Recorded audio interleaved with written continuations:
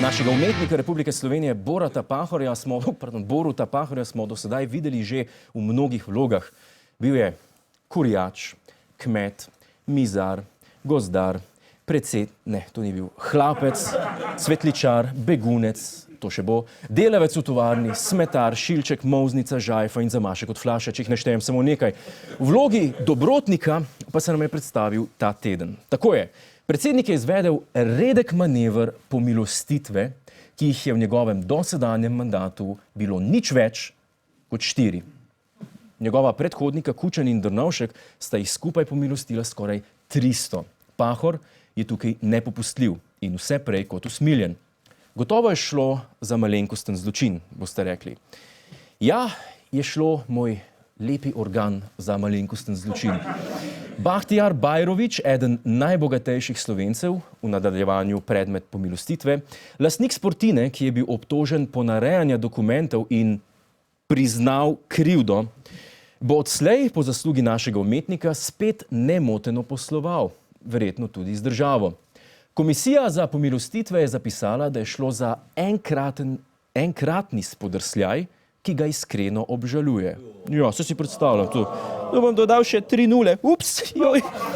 Pa tu 4 recimo. Evo, joj, mene.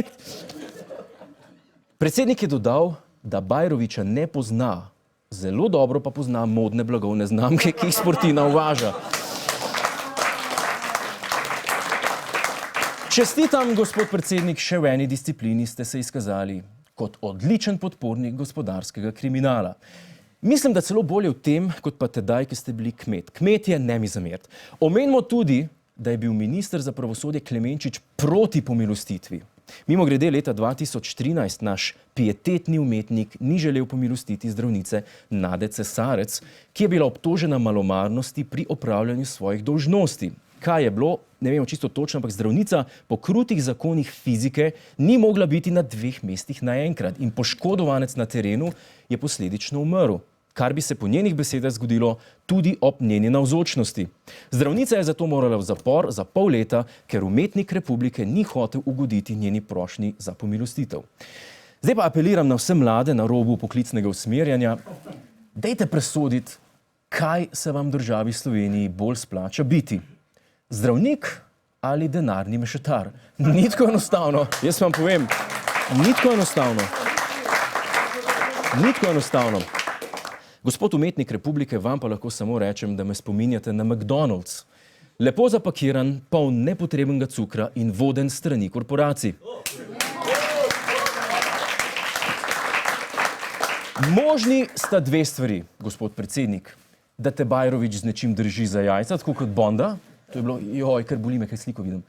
Ali pa, da si tak fan mode, da si se z njim zdilal za novo kolekcijo 2015-2016.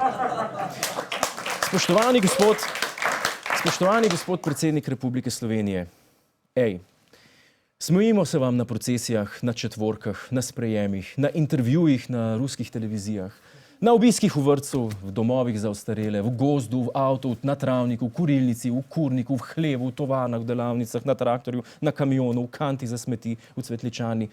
Tole, kar ste pa tokrat v špiču, pa enostavno ni smešno. In še ena taka, pa prekinem vabilo našo oddajo.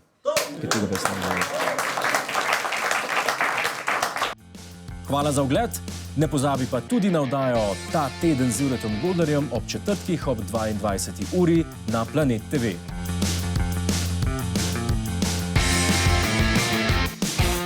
Hej tujec, polajkaj nas na Facebooku, posledi nas na Twitterju in naroči se na naš YouTube kanal.